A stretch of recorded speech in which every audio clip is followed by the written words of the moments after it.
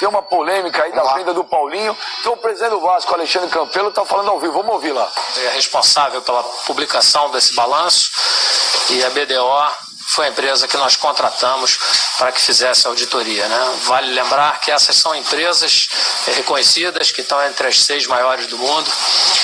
E, enfim, esse balanço foi publicado com toda a transparência, demonstrando toda a situação financeira do clube e patrimonial, de uma forma que em nenhum outro momento na história do clube se teve um balanço que se aproximasse desse que nós publicamos, né?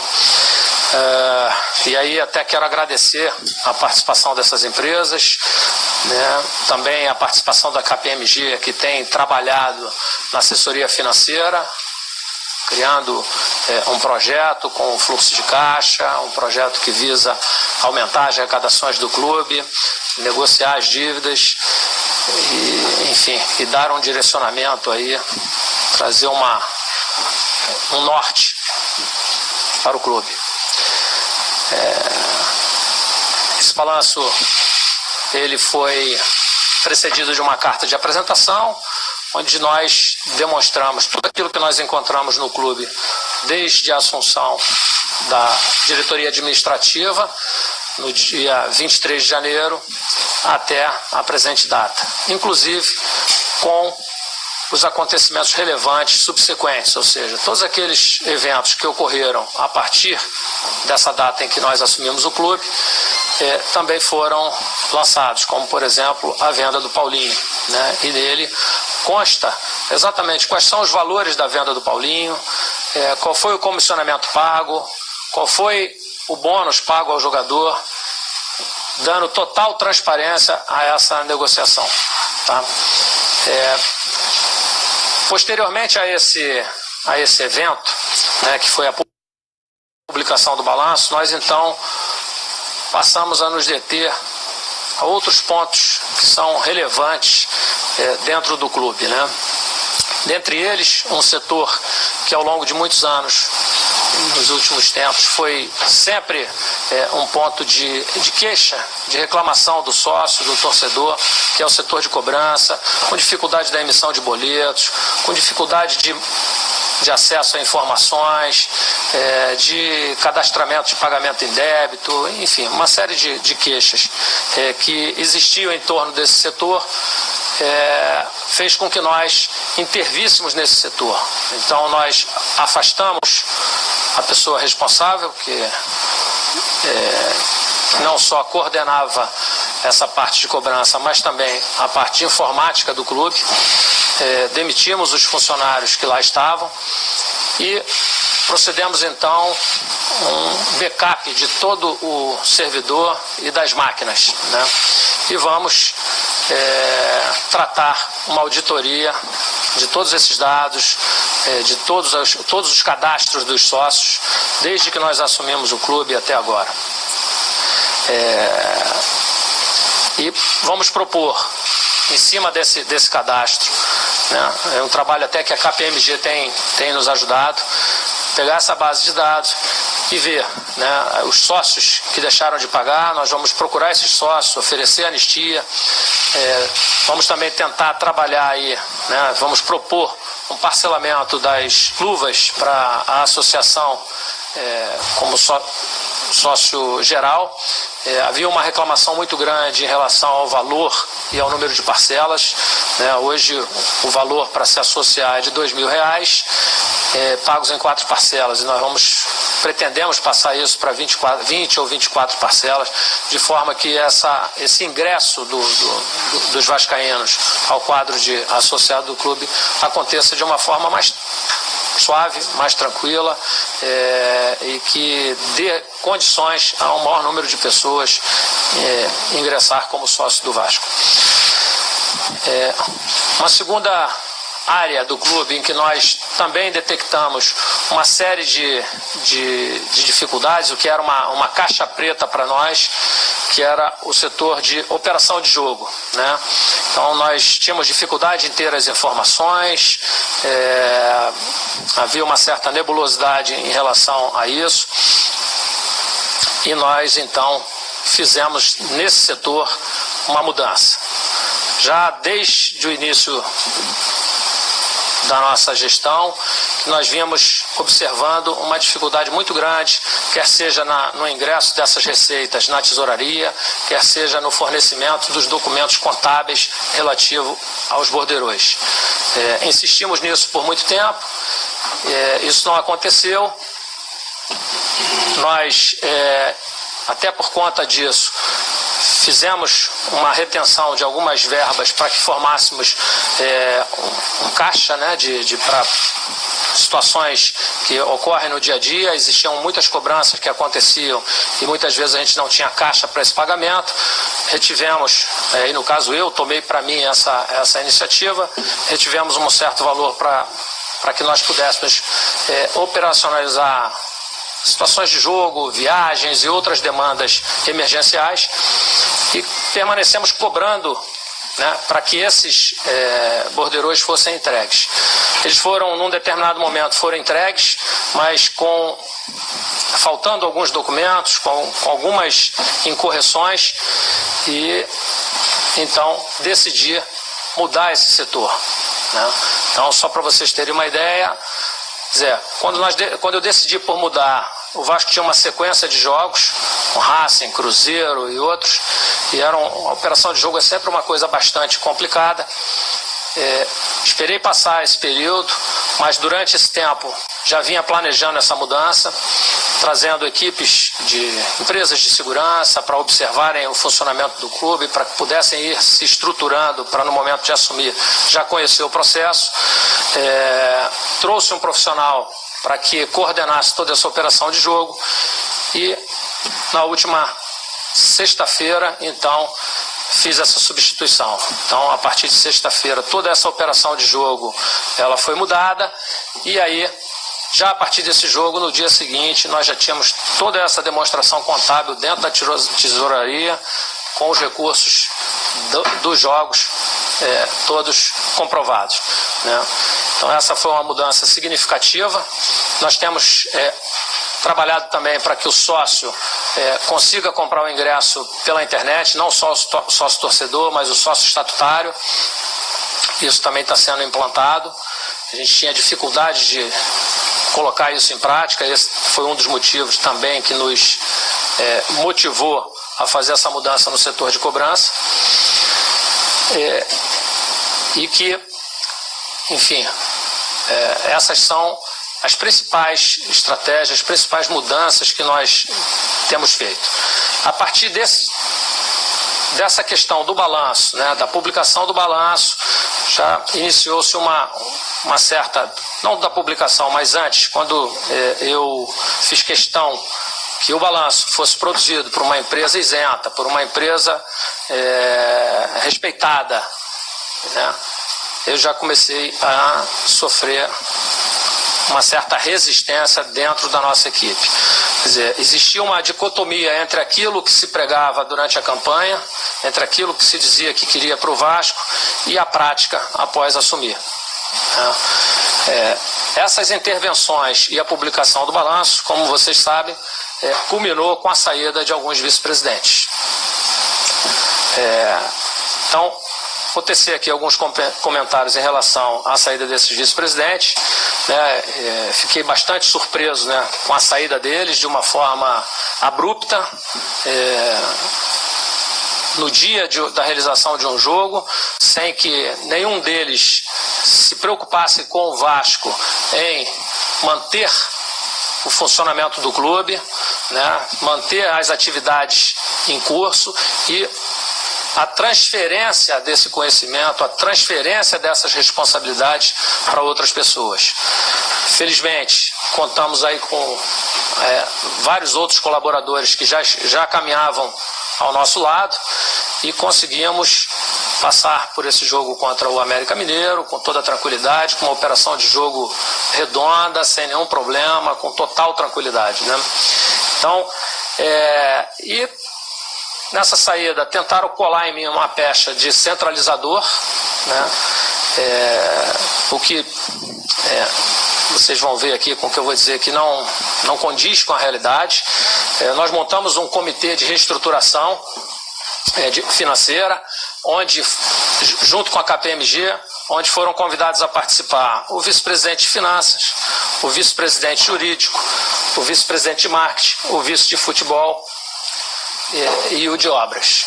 Então vejam, dentre esses representantes desse comitê, existiam 3 vice-presidentes que pertencem à identidade Vasco, né?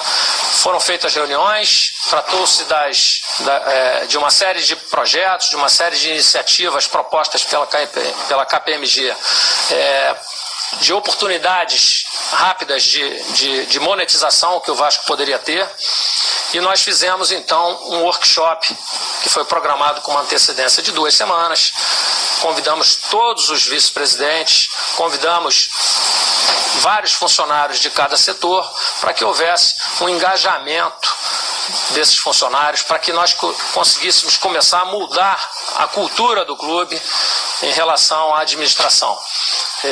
Foi um evento de bastante sucesso, fruto de elogio de todos que participaram, em especial dos funcionários, mas, surpreendentemente, nenhum dos vice-presidentes da Identidade Vasco compareceram.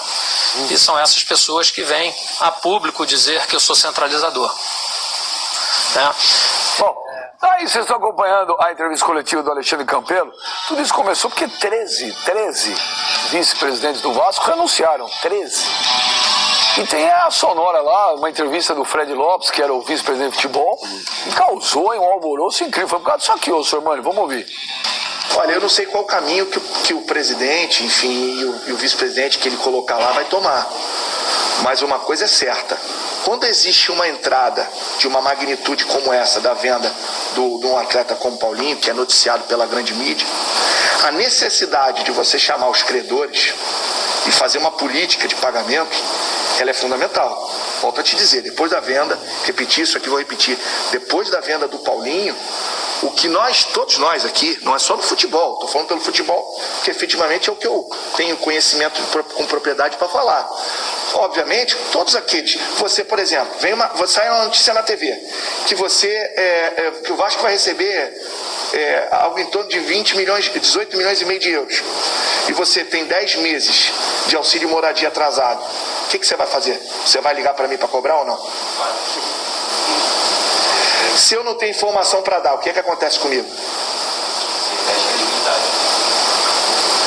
Então é isso, é prática. Não é só o Martim, é Martim, Silva, Wagner, André Rios, Desábado, todos os outros que têm imagem, todos os outros que têm débito, todos os outros, é normal. Quem paga, quem deve, tem que dar satisfação.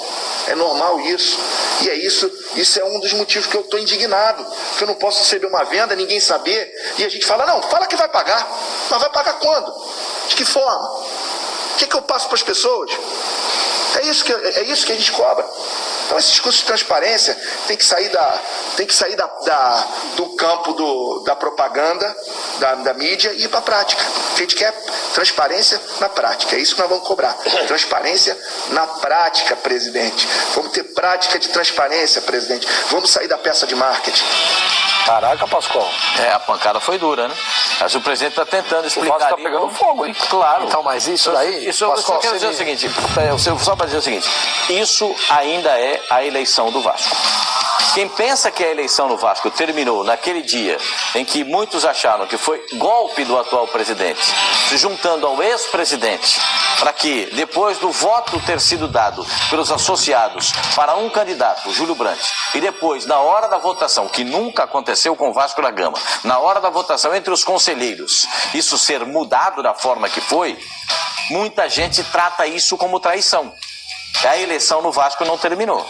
Não terminou. O presidente disse que muitas pessoas que saíram, não enumerou todos, disse que muitas pessoas que saíram, né, não estavam fazendo isso de maneira transparente, e a volta do ex-vice de futebol é que pede transparência ao presidente do Vasco da Gama. A eleição não terminou. Não sei se o atual presidente do Vasco terá suporte suporte para aguentar o tranco até o final do seu mandato. Acho que não.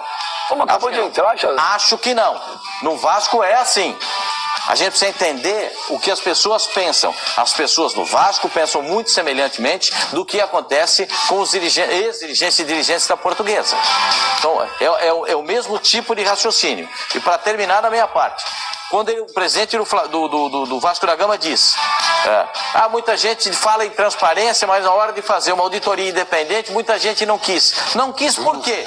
Isso vai abalar quem? Isso vai prejudicar quem? Isso vai mostrar o quê? O Vasco precisa ser passado a limpo. Não importa se com o atual presidente, com o atual vice-presidente, com quem seja. Não pode seguir assim. Não dá mais. Fazer acordo com o Martins Silva de pagar e não pagar, fazer acordo com o jogador de pagar e não pagar. Isso aqui não pode, o Vasco não. Eu não só falando de jogador de futebol, que aqui tratamos de futebol, porque os credores estão aí, a rodo. O próprio presidente do Vasco disse numa entrevista passada, os credores vão ter que esperar, porque a gente não sabe como é que vai pagar. Ou não foi isso que ele disse? Gente, isso precisa passar limpo, deve pra quem, onde é que tá, por que deve, e faz um acordo. Ô, Pascoal, puxa vida. E essa situação do Vasco nos remete pro Palmeiras. Porque o Vasco recebeu... Anterior. Exatamente. Porque o Vasco recebeu um montante quase que semelhante ao que o Paulo Nobre emprestou para o Palmeiras. E o Palmeiras tinha uma situação administrativa tão difícil e complicada como é a do Vasco. O que o Palmeiras fez? Resolveu o problema dele. E o dinheiro que o Vasco recebeu, quase que semelhante ao dinheiro que o Paulo Nobre emprestou ao Palmeiras, não foi um dinheiro adquirido em banco. Foi o dinheiro que entrou por conta de venda de jogadores. E também algum dinheiro outro aqui que foi emprestado por empresários, certo? O Palmeiras conseguiu pagar antes do tempo o cara que botou esse dinheiro. O Vasco, onde é que está o dinheiro? Cadê o dinheiro? O que significa isso? Que não adianta só você ter um mecenas por trás de si para enfiar um dinheiro para você sair da lama. Você precisa saber o que vai fazer com esse dinheiro. Você tem que ter competência administrativa. O Palmeiras teve. O Palmeiras saiu do lodo, saiu da lama, saiu da areia movediça, criou lá planos disso e daquilo, não sei o que lá, já pagou o cara, contrata jogador. É disso que a gente está falando. A arena faz diferença, senhor. Claro, isso facilita. A arena, o Vasco não tem uma arena. A arena facilita. O Palmeiras tem um percentual em cima de... O Vasco pode melhorar o seu plano de sócio-torcedor. Exatamente. O que fez o Palmeiras? Melhorou o plano de sócio-torcedor. Percebe? O problema então é isso que nós estamos discutindo. O problema é que para você aumentar o teu sócio-torcedor, os caras querem um time competitivo, um time melhor. Partida, ninguém o Palmeiras conseguiu ter, que nem você falou, o Palmeiras foi pagando dívida, mas foi montando o time. Mas quanto tempo que o Palmeiras demorou? Mas o Palmeiras não montou o time do dia para noite. Peraí, o Paulo Nobre... Não, peraí, o Paulo Nobre entrou, foram 2 anos críticos. O primeiro ano quase caiu. 13 e 14. É isso aí. 2013 e 2014, foram 2 anos críticos. Ele não colocou dinheiro logo no primeiro ano. Não, ele esperou. Não. Ele quase caiu, aí no segundo ano ele colocou pro dia a dia, mas não foi esse montante de 6 milhões. Mas foi só uma grana que o Palmeiras que tá salário. O Palmeiras, no dia que 50 logo de cara. No dia que o Paulo Nobre assumiu, o Palmeiras... Isso não, sim, senhor. Foi 50 de cara. No dia que o Paulo Nobre assumiu, o Palmeiras não tinha o dia a dia. Lembra quando a gente falava aqui a eleição do Vasco? E quem ganhar, até entrevistamos aqui o Júlio Branco. Já como presidente. Todo mundo achava que ia ser... Você tem um plano, porque assumiu, é festa, o cara... E no primeiro dia, velho. Que vai fila, romaria ali na porta do escritório, precisa receber funcionário, todo mundo precisa receber. Faz como? Pra ter um negócio. É o seguinte, você pega... Nós temos imagem de jogos do Vasco. Dê uma olhada, o Vasco não tem patrocinador na camisa. Nem aqueles pequenininhos aqui não deu para renovar com a Caixa porque não tem o certificado. Não tem é uma importante fonte de renda para um clube de futebol hoje em dia. O Vasco não tem nenhum patrocinador. Nenhum. O Vasco teve... Nenhum. O plano de sócio-torcedor do Vasco, capenga. As rendas são baixíssimas. A internet dificilmente o torcedor consegue comprar. É inviável. Tem um negócio que o dinheiro não compra, Sormani, que chama-se credibilidade. A credibilidade, ela só vai vir pro teu clube ou pra tua empresa através dos anos e com a administração que você apresentar. Por exemplo, quando o jogador vai ser contratado, você acha que o jogador é trouxa? O jogador, ele liga, ele pergunta, ele quer dar uma sondada para ver se o clube paga em dia, se o clube tem estrutura e tudo isso. Isso pesa na hora de você contratar. Por exemplo, numa parte bancária. Por exemplo, se o Palmeiras chega hoje, bate lá na porta da gerente e fala, preciso de 50 milhões. O Palmeiras ele vai ter essa carta de crédito, porque é um clube que hoje está caminhando com as próprias pernas. Ele vai apresentar o balanço, ele vai apresentar o quanto ele consegue lucrar. Ele é um clube superavitário. Mas também a maior parte dos clubes brasileiros hoje, se bater na porta de um gerente, o gerente nem atende. Mas a credibilidade só é recuperada quando há interesse. O Paulo Nobre, quando entrou, o Paulo chegou, e o Pascoal, aqui melhor que ninguém, sabe como é que funciona lá dentro do Palmeiras. Simplesmente o Paulo Nobre fechou a porta dele, falou, não, eu falo português, claro, não me encham o saco. Eu tô botando meu dinheiro e tirou todo mundo de lá. O Vasco hoje parece o Palmeiras daquela época. Cara, Mas quando eu falo de credibilidade, Benja, por exemplo, o Paulo Nobre colocou uma quantia que ele sabia que na gestão dele ele não receberia. Ele sabia que não receberia. Ele acreditou que quando ele saísse do clube, ele deixaria o clube andar com as próprias pernas. Mas ele deu 8 e consequentemente. anos pra pagar, aí que tá, Pascoal. É isso que eu tô falando. Ele acreditou num processo, Pascoal, que ele entendia. 9 anos. E gerava uma credibilidade. Quem vai colocar 100 milhões, por mais dinheiro que ele possa ter, ninguém rasga 100 milhões. O que eu tô falando é outra coisa. O Alexandre Campelo entrou tem quantos meses? Tem pouco? 4 meses. 4 meses, ou seja, 4 meses. O cara pegou um clube que está devendo, numa situação complicada. O cara ganhou a eleição lá, foi uma eleição turbulenta. Ele não prometeu mundos e fundos. Ele falou, não vou contratar porque não tem dinheiro. Aí, cara, 4 meses depois, eu não sei o que acontece internamente do Vasco. 13 vice-presidentes já renunciam.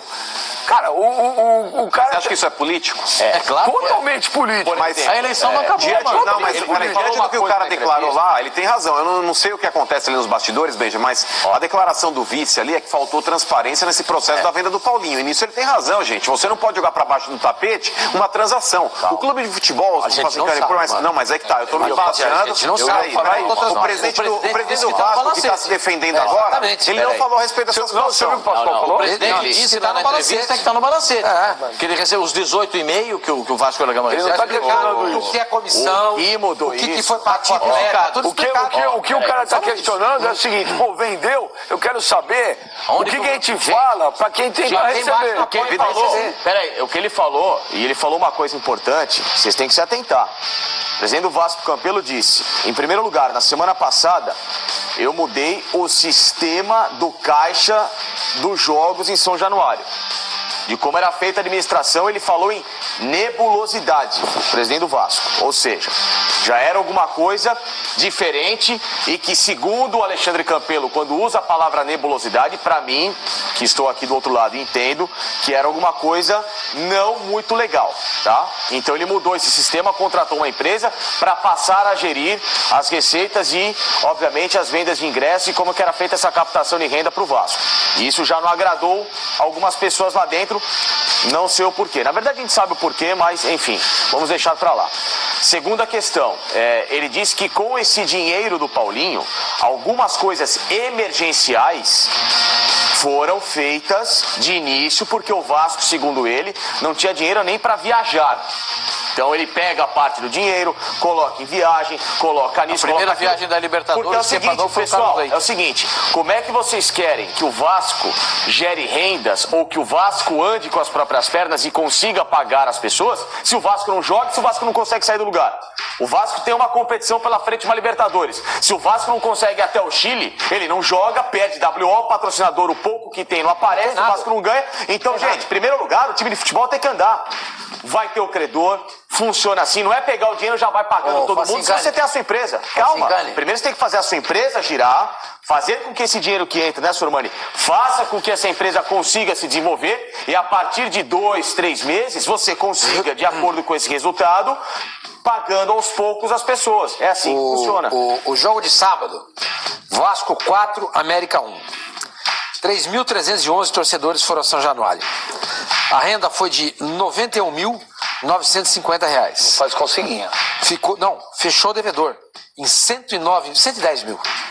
Ou seja, o Vasco precisa de 200 pau pra jogar. Não adianta. Gente, não dá. Tem mágica. Não paga a conta. Não tem jeito. Não tem jeito. Aí é que entra o plano do sócio torcedor. Exatamente. Se o presidente do Vasco tiver... Campelo, se você tiver essa boa intenção de fazer um plano do sócio torcedor com uma central de mídia, que as pessoas possam entrar no computador e comprar o ingresso, que elas possam... O Vasco tem uma enormidade de torcida. O Vasco tem uma enormidade de torcida. De repente você pode... Esse é o futuro, esse é o plano. crédito a ser dado pro time do Vasco. Agora, achei boa a ideia dele de dizer o seguinte: aqui nós estamos fazendo um levantamento de tudo. Contratamos uma empresa para negociar com os credores, negociar as dívidas, contratamos uma empresa para fazer o levantamento do que é dívida, do que não é, do que está perdido aí no meio do caminho. Esse negócio de arrecadação no Vasco da Gama, sempre todo mundo dizia que era um buraco negro, ele está tentando resolver. Não adianta, Pascoal, você pegar 50 pau e jogar no mercado, depois você fala, e outra coisa, você vai jogando dinheiro, aquele saco sem fundo, você não sabe para onde vai parar. Pascoal, mas enquanto tem briga política dentro de clube, nada se resolve. Porque o cara, a pior coisa que tem é quando você tem que brigar com um concorrente, mas tem que brigar com você mesmo. Então, tá brigando internamente. Tá brigando internamente, que é pior do que qualquer coisa, cara. Isso aí, o mano fala credibilidade. Não vai ter credibilidade nunca. E outra? O cara, patrocinador vai vai ter que fazer entrar. o quê? Fecha a porta de São Januário e fecha o Vasco? Não, não você é tem isso que que eu tô saber falando. como Resgatar administrar isso isso. daí. Olha, o primeiro jogo do Vasco no Campeonato Brasileiro foi contra o Atlético Mineiro, ganhou por 2-1. 6.349 torcedores pagaram ingresso. A renda foi de 176.600. Não fechou a conta. Ficou devedor de 50 mil reais. Então, ou seja, em 2 jogos que o Vasco fez como mandante no Campeonato Brasileiro, ele deve 160 mil reais. Em média, o Vasco precisa, por jogo, para abrir o São Januário, 200 mil. Em média, ele está devedor 80 mil reais por jogo. Ele precisa ter pela tua conta, são 200 mil para abrir São Januário. Aí se você põe o ingresso mais caro, o cara vai reclamar, pô, meu time é ruim, isso é ruim, é caro, caramba. Gente, não tem mágica, não existe. Débito, crédito. O que tem que fazer, Benja, o que tem que fazer é saber tocar o dinheiro que entra. O que eu vou fazer com isso? Mas enquanto você tem uma briga política dessa... Então, exatamente. Não tem jeito. Tudo vaza. Entrou uma grana significativa do Paulinho. A gente sabe que o Carlos Leite, que é um empresário, já... Só uma informação. Os 2 primeiros meses do Vasco da Gama, como presidente campeiro, quem pagou a folha de salarial foi o Carlos Leite. A primeira viagem do Vasco na Libertadores, quem pagou foi o Carlos Leite. Por isso que ele pegou o dinheiro e Tinha falou, tem coisa emergencial que eu preciso pagar. Exato. Aí entra o dinheiro, os caras não conseguem pagar. E mais, a dívida só aumenta.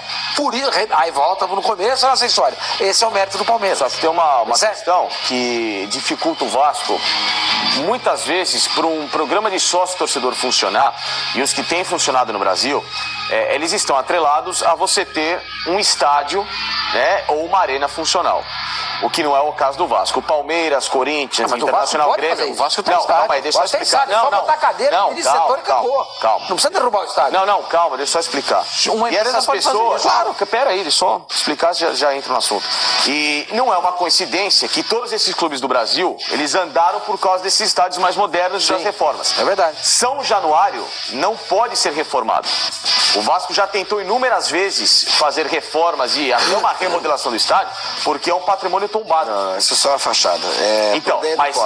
Mas a fachada do estádio requer também, para que você faça uma mudança muitas vezes, se a fachada uma mudança. Não é problema, não é impeditivo. Não, mas para as reformas que o Vasco quer fazer, o Vasco precisaria mudar também a fachada e ter uma grande dificuldade com a prefeitura. Assim, Cânio, o que leva a torcedor para o estádio é time forte, não é estádio bonitinho, cara. Mas lá dentro, mantiveram o externo do Maracanã e mas em muitas reformas que o Vasco quis fazer, o único impeditivo para o Vasco reformar São Januário é que não tem dinheiro. O Vasco teve inúmeras tentativas de reforma e elas não foram aprovadas. Assim, Cânio, antes de você reformar um estádio, você precisa construir um time forte. É isso que leva o torcedor para o estádio, cara. O que leva...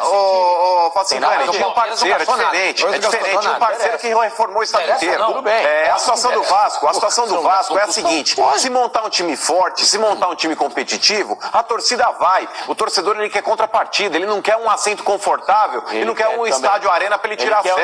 Ele quer um estádio tranquilo, ele quer um estádio Monta então um estádio top, ele quer um time mequetrefe. Ninguém vai. Não é assim, não. É assim, o cara quer um estádio bom, funciona. O cara quer um estacionamento para parar o carro, o cara quer ter a certeza. O Vasco, quando foi campeão da Libertadores, amigão, era mesmo São Januário. Faz 20 anos. Facincani, se o Vasco tivesse uma final da Libertadores, peraí, Facincani e Sormani. Se o Vasco tivesse com o time do Grêmio hoje, São Januário estaria lotado todos os jogos. Não, mas o que você tá falando aí que tá. Para você ter esse time do Grêmio, o Vasco não consegue ter um time do Grêmio hoje. Não consegue. Porque se ele for bater na porta do estádio lá da sede do Grêmio para contratar esses jogadores, ele não tem nem São Januário paga. certo? Que são jogadores supervalorizados e, cara... Mas o Grêmio, Sormani, ele tem a maioria dos jogadores ali que vieram de outros clubes, esses jogadores aí estavam desacreditados. Isso é questão... na base. Isso é questão... Não é um timaço milionário que o Grêmio contratou. Nesse caso esportiva. Nesse caso esportiva, não é financeira. As arenas levam o torcedor para o estádio. Isso é fato. O torcedor gosta de ir nas arenas. Viu, Flavinho? A média de público aumentou também por causa disso. Sormani, quando você pega lá a Arena Pernambuco... que você encontra... Vou passar o link para você. Se você pega aí, Arena Pernambuco, público pífio, aquela arena também ali no Mato Grosso também, público pífio. Mas ali não... Não, mas peraí, novas arenas, mas peraí, é uma atração, mas pera lá, é uma atração. Tô te dando Fortaleza, Castelão, o Castelão. Vira e mexe, tá vazio. Então, gente, a questão é a seguinte... A gente tá falando dos times da elite do futebol brasileiro. O Vasco faz parte da elite do futebol brasileiro. A Arena da Baixada tem uma arena moderna, contra o Palmeiras não tinha lotação máxima. De torcida, Mas esses dá lucro caras ao clube. melhora a presença de torcedor no estádio com as arenas. Eu acho que o que melhora a presença de torcedores no estádio é um time forte, olha aqui, ó, é um time competitivo. O Vasco também, começar, consequentemente, trará títulos. Isso melhora a presença. É um processo. O Vasco, para começar, você tem razão. O Vasco, para começar o processo, ele precisa ter alguma... Quem montou o time no Vasco montou mal. É uma herança da administração passada. Quem montou o time no Vasco montou o time mal. Ponto. Agora, tem que ir melhorando gradativamente, o passo que pode ser dado tem que ser dado. Se não dá para contratar jogador pagando, contrata o jogador daquele jogador que está aí livre ou que um clube possa ajudar, e é o que o Vasco está tentando trazer jogadores que estão para melhorar o Vasco. E de outra coisa, se você fizer um plano de sócio-torcedor com acesso legal, com o torcedor do Vasco sendo bem informado, e isso sendo bem trabalhado, eu aposto que melhora o número de sócio-torcedor do Vasco. Deixa eu te falar, quando você está na bancarrota, quando você está quebrado, amigo, é difícil sair do buraco. Olha, com todos os problemas que o Vasco tem, o Vasco, olha os jogadores, olha os jogadores que o Vasco tem revelado. Douglas, Paulinho, Matheus Vital. O problema é o seguinte, você tem dois problemas sérios no Vasco. Uma briga política eterna, que parece aí que não vai ter fim, e um problema financeiro que parece que não tem fim, cara. Olha só, fala pra mim, quantos clubes da elite do Brasil aí tiveram aí um período de um ano e pouco, Douglas, Paulinho e Matheus Vital. São poucos. O Flamengo. Não tô falando que não tem, mas são poucos. Mas dá uma olhada. Não são três baitas jogadores? Os três poderiam ajudar em muito. Os três estão fora do Vasco. Salvariam. Os três estão fora do Vasco. Agora, o que aconteceu? Dentro de uma situação esses três jogadores saíram, tá? O Matheus Vital saiu porque teve que pagar o Carlos Leite, certo? Essa é a história, pelo menos as pessoas contam. Os outros jogadores saíram e o dinheiro sumiu. Não, os outros jogadores por falar em Matheus Vital, está declarado no balancete do Vasco aí o montante pelo qual o Corinthians comprou o Matheus Vital? Seria interessante aí tentar levantar isso daí. Não foi de graça? Vocês não falaram que foi de graça? Então, a informação que circula nos bastidores, ô Flavinho, isso daqui não é uma informação, é um papo de bastidor. É que o Vasco teria cedido o Matheus Vital de graça pro Corinthians. Não. Seria importante. Mas é papo de bastidor, então, mas é que tá, seria importante. Não, mas é que tá. Seria importante. Tá jogando uma notícia no ar. Não. É por isso que eu tô falando a respeito da situação do balanço do Vasco. Seria importante, inclusive, perguntarem pro presidente do Vasco essa situação. Eu vejo também as pessoas criticar o Pascoal Carlos Leite. Eu acho errado, cara. Acho errado. O Carlos Leite não tá fazendo nada de legal. O cara não tá fazendo nada de legal, o cara colocou dinheiro do bolso, aí o cara falou, pô, mas ele pegou de volta. É lógico, gente, é um negócio. Claro. É óbvio, é um negócio. Dá dinheiro. Gente, pra quem tem memória curta, o time do Corinthians de 2008, que disputou a Série B... Quem montou foi o Carlos Leite. Se não fosse o Carlos Leite, o Corinthians não tinha dinheiro. Tinha um papel de bala no bolso. Pra dizer o português bem claro, hoje, se o Vasco da Gama for a um banco, consegue um empréstimo? Não. O Corinthians pega? O Vasco não conseguiu. O Corinthians consegue? Não. Então? Não conseguiu o certificado que dá... Ele recorre a quem? Ao Carlos Leite. O Corinthians também recorre ao Carlos Leite. Na largada do Andrés foram 6 paus. Na largada do Andrés, o Corinthians deve 8 todo mês. O Corinthians começa o mês devendo 8. Sem contar o Fernando Garcia. Sem contar o Fernando Garcia, sem contar outros. Olha aqui, o Pascoal, o Lucas Miliati. O Gagliotti pagou antes o empréstimo de Nobre por puro interesse político. Ele quer Paulo Nobre longe do Palmeiras e o Gagliotti está unido com a Leila Pereira, a inimiga número 1 do Paulo Nobre. Em 2021, possivelmente teremos Leila versus Paulo Nobre para presidente. É isso que eu falo. E o Palmeiras, tudo. Bom, e daí? E daí? O que tem a ver com a calça? O quê? O que tem a ver Não, a calça? é outra vogal. Digamos que ele tenha feito isso por uma jogada política. Sim. Mas ele só conseguiu fazer isso porque ele teve competência administrativa. E pagou. Não é que ele foi lá na casa do Zezinho da esquina, do Pedro Mortadela, e pediu, escuta, me dá uma grana aí que eu vou pagar o Paulo Nobre. E depois eu quero ele fora. Depois, lá pra frente, a gente vai ver como é que eu vou te pagar. Não! Ele foi lá e pagou com o dinheiro do clube. Acabou. Olha aqui, ó. Olha aqui, o Juan Souto tá falando a mesma coisa que eu. O problema do Vasco não é elenco, o problema do Vasco é político. Eles que estão afundando essa instituição. Os jogadores jogam, dão sangue sem receber. E é verdade. Ontem o Thiago Galhardo estava no jogo sagrado, eu falei, Thiago Galhardo, eu tenho a informação que, os caras jogadores aí, estão sem receber, chega lá, vocês se reúnem, vê quem são os funcionários que estão sem receber, os jogadores têm uma condição melhor, vão lá e estão dando dinheiro. E foi verdade.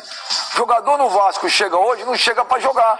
Jogador no Vasco chega hoje, para resolver problema dos outros. O cara chega no Palmeiras, no Flamengo, no Corinthians, no São Paulo, no Grêmio, no Cruzeiro, o cara chega para treinar e jogar bola. Ponto, que é o que ele é pago. No Vasco, os jogadores chegam, tem que sentar, olha, vamos resolver lá, porque o Zezinho, coitado, tá sem dinheiro para almoçar amanhã. O Chiquinho lá não recebe lá a família. Como é que a gente vai fazer? Tem uma notícia de que hoje, e os caras ainda vão querer xingar jogador? Hoje o Vasco está pagando para os seus funcionários, completando o ano de 17. Hoje. Nós estamos quase na metade de 2018. O Vasco está completando o ano de 17. Então, quer dizer, tem muita coisa pendente, tem muita coisa parada, e é por isso que os jogadores... teve aí um período que os jogadores chegaram a ficar 4 meses com salário, sem receber salário. A situação é emergencial. O dinheiro que chega, infelizmente, você tem que pagar o que é a prioridade. Infelizmente, hoje, pro Vasco, a prioridade é o time de futebol. Viu, Flavinho? Se o time não joga... Viu como é bom pagar dívida? Não tem receita, não paga o resto, e aí a coisa vai pro espaço. Viu como é bom pagar dívida? Olha, tá aí. Se eu tiver quem me empreste 100 milhões a 100 juros, fica mais fácil. Não foi sem juros. O Flavinho, Continuem o Vasco não emprestou dinheiro de ninguém. Ele recebeu uma quantia semelhante. Ele recebeu uma quantia semelhante a essa do Palmeiras. E quebrou. Da venda do Paulinho. Não, peraí. O que nós informamos aqui sobre a venda do Paulinho, quanto foi? 18 milhões? 18,5. Que pro Vasco ficaram 44 milhões de reais. Não é muito semelhante a 100 milhões, primeiro. Mais a venda do Douglas e mais o dinheiro que chegou dos empresários. Bom, aí questionem o presidente lá, quanto que entrou. Então, aí mas eles estão agora, qual é o tamanho da dívida do Vasco? O dinheiro é semelhante. Sim, é semelhante, mas qual é o tamanho da dívida do Vasco? E qual é o tamanho da dívida do Palmeiras? Não sei. Vocês são os especialistas do Palmeiras, devem saber. Agora, qual é o tamanho da dívida do Vasco e qual é a entrada de receita no Vasco? A arrecadação é bem abaixo. É lógico. Mas a arrecadação é bem abaixo. A arrecadação é abaixo, a Crefisa vai lá e põe 100 milhões. Não, o Palmeiras chegou a 420 milhões e o Palmeiras ainda deve a Crefisa. O Palmeiras está pagando com dinheiro. O que é? O Palmeiras deve a Crefisa, claro, 120 milhões. Porque tentou fazer uma jogada fiscal ali que alguém pegou. Não, a Crefisa tentou fazer, não o Palmeiras. Alguém pegou. Não o Palmeiras. A multa foi pesada. Flavinho, eu concordo. O Palmeiras teve a sorte, foi iluminado de ter o Paulo Nobre? Sim, teve. Isso é uma coisa que ninguém está questionando. O Paulo foi lá e botou o dinheiro.